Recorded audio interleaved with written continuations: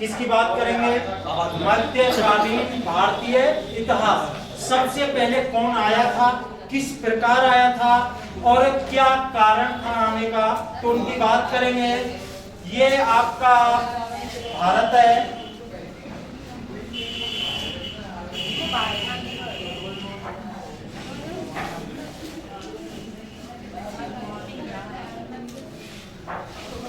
पाकिस्तान,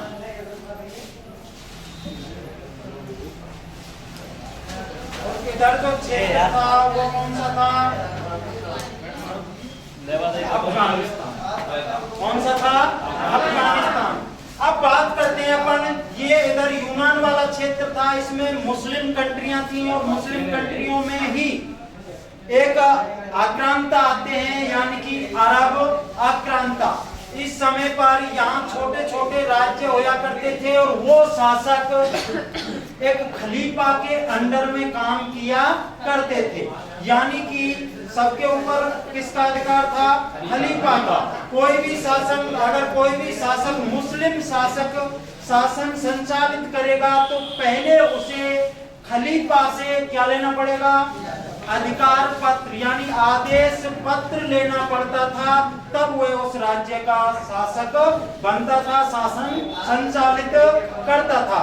तो पहले कुछ शब्द आते हैं मुस्लिम आक्रांताओं के, उनके बारे में जान लेते हैं। एक शब्द आगे आएगा आपको जब इतिहास चलेगा, कौन सा? गाजी। कौन सा आएगा? गाजी। नाम सुना होगा। गाजी का अर्थ होता है हिंदुओं की हत्या करने वाला। कौन होता है? हिंदुओं की हत्या करने वाला। हिंदुओं की हत्या करने वाला क्या कहलाता था? किसमें? मुस्लिम आक्रांताओं। किसमें कहलाता? मुस्लिम आक्रांताओं में। दूसरा एक शब्द आता है सुल्तान। नाम पढ़ोगे ना, सल्तनत, दिल्ली सल्तनत जब आप पढ़ोगे तो उसमें सुल्तान होते हैं ना, यानी कि सुल्तान का मतलब है वह शासक स्वतंत्र नहीं होना, यानी कि खलीफा के अंडर में उसके द्वारा जो काम किया जाता है, जो शासक होता है, खलीफा का अधिकार जिस शासक पर होता है उसे बोलते हैं सुल्तान। जैसे अपने हिंदू धर्म में सामंत होया करते थे ना, सामंत राजा होया करता था, यानी कि किसी अन्य राजा का वो दास या गुलाम अंडर में रह के उसके शासक के अंडर में रह के काम करता था, उस शासक को क्या बोला जाता था? सामंत। उसी तरह मुसलमानों में खलीफा के अंडर में रहकर जो शासक शासन करते थे उसे बोलते थे सुल्तान। और तीसरा शब्द आता है बादशाह। कौन सा आता है? बादशाह। बादशाह का अर्थ क्या होता है? बाद का अर्थ होता है स्थायी और शाह का अर्थ होता है स्वामी। क्या होता है? स्वामी।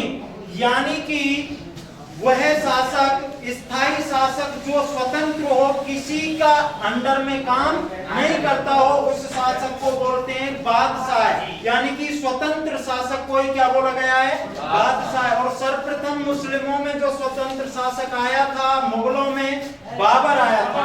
कौन आया था? बाबर। उसने किसी खलीफा के अधिकार में रह के काम नहीं किया था, स्वतंत्र होके स्थायी अपने आप का स्वयं स्वामी होकर ही काम किया था। तो ये तीनों शब्दों के बारे में समझ गए हो। गाजी यानी हिंदुओं की हत्या करने वाला, सुल्तान खलीफा के अंडर में काम करने वाला, और बादशाह स्थायी स्वामी। बाद का मतलब स्थायी और शाह का मतलब स्वामी।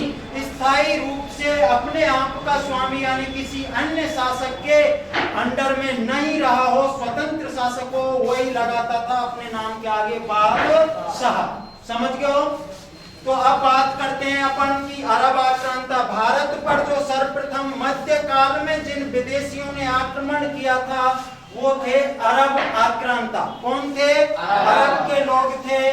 तो उस समय पैगंबर साहब की मृत्यु होने के बाद कुछ और खलीफा बने थे। पैगंबर साहब तक ये धार्मिक रूप लिया था खलीफाओं ने, यानी धर्म के बारे में अत्यधिक थे, लेकिन पैगंबर की मृत्यु होने के बाद खलीफाओं ने राजनीति में क्या कर दिया, हस्तक्षेप कर दिया। जिस प्रकार से आज हिंदुओं में देखें ना, कई बड़े बड़े संत महात्मा राजनीति में हस्तक्षेप कर रहे हैं जबकि उनका काम नहीं है। इसी प्रकार खलीफा भी किसमें घुसने लग गए, अंदर राजनीति में। और उस समय पैगंबर की मृत्यु के बाद यानी ये छोटी छोटी मुस्लिम कंट्री थी मुसलमानों की, इन पर किसका अधिकार होया करता था, खलीफा का। किसका अधिकार होया करता था, खलीफा का। और उस समय एक खलीफा थे वालिद। कौन थे, वालिद। और वालिद के टाइम पर यहाँ कई छोटी छोटी कंट्रियां थी जिनके मुस्लिम शासक थे, वो किसके अंडर में काम करते थे, वालिद के में। अब यही इस क्षेत्र में एक शासक था अल-हज्जाज। कौन, अल-हज्जाज। और अल-हज्जाज किसके अंडर में काम करता था, वालिद के में। तो ये जो छोटी छोटी मुस्लिम शासकों की कंट्रियां थी, तो यहाँ कृषि तो होती नहीं। अफगान वाले क्षेत्र में क्या है, रेगिस्तान अधिकतर, तो कृषियां नहीं होती थी। तो इनके जो आय के स्रोत थे वो व्यापार से जुड़े हुए थे, व्यापार करते थे। और उस समय अल-हज्जाज के टाइम पर यहाँ एक छोटा देश है, कौन सा, श्रीलंका। और ये व्यक्ति भारत होते हुए श्रीलंका तक ये व्यापार करते थे। व्यापार क्या करते थे कि यहाँ से ऊंट, खजूर भारत के अंदर लाते और इधर से दूसरी वस्तुएं ले जाते थे। यानी कि भारत में ऊंट और खजूरों की जो देन है वो अरब आक्रांताओं की है। किसकी है, अरब आक्रांताओं की। तो क्या होता है कि ये जो मार्ग था, जल मार्ग, ये यहाँ होते हुए और इस सीमा से सटते हुए अफगान के वाले क्षेत्रों में, इन राज्यों में जाता था। कहां से, यानी कि यहाँ से होते हुए, जल मार्ग होते हुए यहाँ से और इस साइड में जाता था। ये मार्ग था इनका, व्यापारिक मार्ग। और उस समय इस क्षेत्र में, पाक उस समय इसी में था, किसमें, भारत में। और यहाँ का एक शासक था दाहिर। कौन शासक था, दाहिर। यानी कि इस क्षेत्र का शासक कौन था, दाहिर। तो एक बार क्या होता है, अल-हज्जाज इस समय यहाँ का शासक था और उस समय एक जहाज बेड़ा भर के भेजा गया श्रीलंका के शासक द्वारा। कहां, अल-हज्जाज के यहाँ। कहां भेजा गया, अल-हज्जाज। क्योंकि यहाँ आर्थिक व्यवस्था कमजोर थी इनकी, तो यहाँ से श्रीलंका के शासक ने एक जहाज बेड़ा हीरे जवाहरातों का भर के और इस रास्ते से होते हुए कहां के लिए भेजा, अफगान वाले क्षेत्र, किस शासक के यहाँ, अल-हज्जाज के यहाँ। तो क्या होता है, जब ये जहाज जा रहा था तो इस साइड में, इस स्थान पर, यानी ये दाहिर शासक के राज्य की सीमा में कुछ लुटेरों ने, किसने, लुटेरों ने उस जहाज को लूट लिया था। क्या कर लिया था, जहाज को लूट लिया था। अब जहाज को जब लूट लेते हैं तो ये खबर पहुंचती है अल-हज्जाज के यहाँ। और अल-हज्जाज कहाँ पहुंचाता है, वालिद के यहाँ। मुख्य शासक तो कौन था, वालिद। क्योंकि ये टैक्स वगैरह इसको देते थे, आय वगैरह जो भी आती थी उनमें से टैक्स। तो वालिद ने सूचना, एक पत्र भेजा, किसको, दाहिर को, कि आपकी सीमा में, आपके क्षेत्र के लुटेरों ने हमारे जहाज को क्या कर लिया है, लूट लिया है। क्या कर लिया है, लूट लिया है, और आप उन पर कार्रवाई करें। तो दाहिर ने कहा, ना तो मेरे क्षेत्र में कोई जहाज लुटा है और ना ही मैं कोई कार्रवाई करूंगा। अब जब ये मना कर देता है तो वालिद एक भाई साहब खतरनाक व्यक्ति को भेजते हैं यहाँ, बहुत ही खतरनाक। और वो व्यक्ति था मोहम्मद बिन, अरे कासिम, मोहम्मद बिन कासिम। किसको भेजते हैं, मोहम्मद बिन कासिम को। और ये बात है 712 ईस्वी की। कब की बात है, पूर्व नहीं है, कब की बात है, 712 ईस्वी की। इस व्यक्ति को कहां भेजते हैं, है जी, यानी कि अब कौन आ रहा है यहाँ, मोहम्मद बिन कासिम। और यहाँ का शासक कौन है, दाहिर। और जहाज को कहा, इस स्थान पर, और ये स्थान था, इसका नाम क्या था, देवल थट्टा। कि क्या नाम था? देवल थट्टा। और इस देवल थट्टा नामक स्थान पर लुटेरों ने किसको लूटा था? जाल को लूटा था। तो अब यहाँ से कौन आ रहे हैं? मोहम्मद बिन कासिम। और कहाँ पहुंच रहे हैं? यानी कि इस क्षेत्र में दाहिर पर आक्रमण करने के लिए। कब आए? 712 ईस्वी में। अब दाहिर पर आक्रमण कर देते हैं और दाहिर को परास्त कर देते हैं और दाहिर को की क्या कर देते हैं? हत्या कर दी जाती है। क्या कर दी जाती है? हत्या। और हत्या यानी कि जो इन दोनों में दाहिर और मोहम्मद बिन कासिम में जो युद्ध हुआ था, यहाँ एक स्थान है राबर। क्या नाम है? राबर। और इस युद्ध को राबर के युद्ध के नाम से जाना जाता है। कब हुआ था? 712 ईस्वी में। कब हुआ था? 712 ईस्वी में। किस किस में हुआ था? मोहम्मद और दाहिर के मध्य। तो दाहिर की यहाँ क्या हो जाती है? मृत्यु हो जाती है। तो उसके बाद दाहिर की पत्नी थी